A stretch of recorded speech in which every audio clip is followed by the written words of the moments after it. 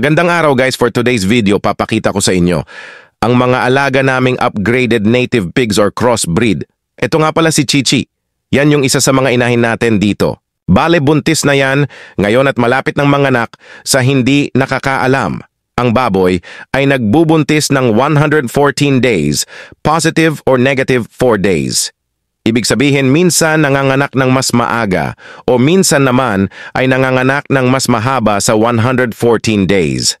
Kaya dapat pag nagpabulog tayo ng baboy or AID, tinatandaan natin dapat ang petsa nito upang mabilang natin ang araw. Halimbawa after mabulugan ng inahin o dumalagang baboy, natin kailangan natin bumilang ng 21 days upang malaman natin kung nagbuntis nga ito dahil ang cycle ng paglalandi ng baboy ay 18 to 21 days.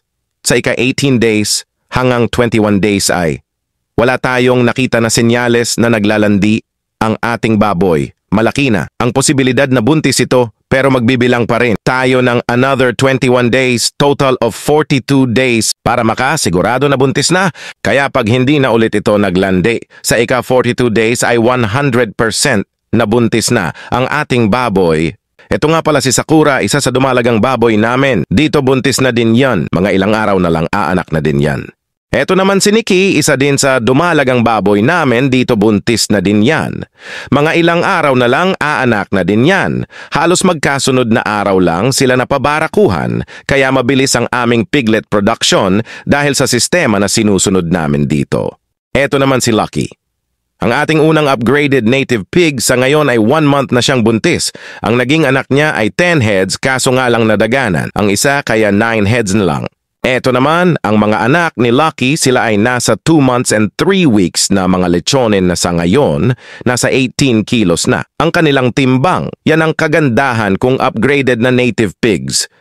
Ang aalagaan natin, medyo mas mabilis sila lumaki kumpara sa pure na native. At syempre, hindi mawawala ang ating gwapong upgraded na bulugan na si Uno siya nagbumubulog sa mga inahin natin dito. Kaya kung gusto nyo pa ng mga tips sa kaalaman sa pag-aalaga ng native pig, at kung bago ka lang sa aking channel, paki-like, subscribe, and click mo na din ang notification bell para lagi kang updated sa mga bago kong upload.